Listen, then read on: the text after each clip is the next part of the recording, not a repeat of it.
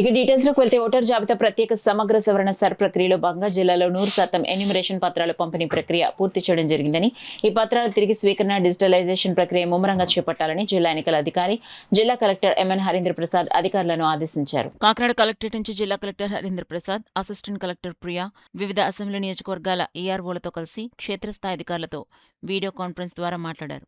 ఈ సందర్భంగా ఆయన మాట్లాడుతూ, నేటితో జిల్లాలో ఉన్న 1640 పోలింగ్ కేంద్రాల్లో 16,50,811 మంది ఓటర్లకు 100% ఎన్యూమరేషన్ పత్రాల పంపిణీ ప్రక్రియ పూర్తయిందన్నారు.